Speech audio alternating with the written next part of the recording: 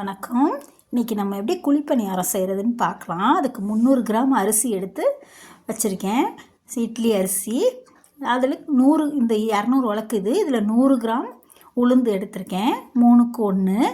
அப்புறம் 1 ஸ்பூன் வெந்தயம் எடுத்து நல்லா 2 மணி நேரம் ஊற வச்சு மாவை நல்லா உளுந்து அரிசி எல்லாம் அரைச்சி கொரப்பாக கொஞ்சம் அரைச்சிக்கணும். அரிசியை அரைச்சி கரைச்சி வச்சுருக்கேன். ஒரு மண்டவெல்லம் எடுத்து தண்ணியில் ஊற வச்சு வச்சுருக்கேன். அது பாவு காய்ச்சி வச்சுக்கணும். ஒரு தேங்காய் உடச்சி பூ எடுத்து வச்சுருக்கேன். அந்த தேங்காய் பூ போட்டுக்கிட்டு பாவை காய்ச்சினதை ஊற்றிட்டு பாதி எடுத்து அதில் கொஞ்சம் தேங்காய் பூ போட்டு கடுகு உளுந்தம்பருப்பு கடலைப்பருப்பு வெங்காயம் அரிஞ்சு வச்சுருக்கேன். பச்சை மிளகா கருவேப்பிலை கொத்தமல்லி தழை போட்டு நல்லா தாளித்து அதை கார பணியாரத்துக்கு போட்டுக்கலாம். இப்போ சட்டியை காய வச்சு இனிப்பு பணியாரத்தை ஊற்றி எடுக்கிறேன். நல்லா ஊற்றி பந்தாக வரும். இந்த மெஷர்மெண்ட்டில் நீங்களும் செஞ்சிங்கன்னா பணியாரம் நல்லா பிய்யாது, நல்லா பந்தாக இருக்கும். மெதுவாக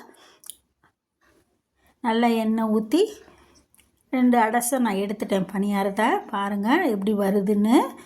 நல்லா வெந்து பூ மாதிரி வரும். நல்லா சாஃப்டாக இருக்கும். இப்போ கார பணியாரம் ஊற்றுறேன்.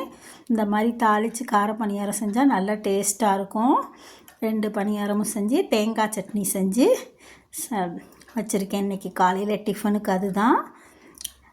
சேனல் பிடிச்சிருந்தா லைக் பண்ணுங்கள், ஷேர் பண்ணுங்கள், சப்ஸ்கிரைப் பண்ணுங்கள்.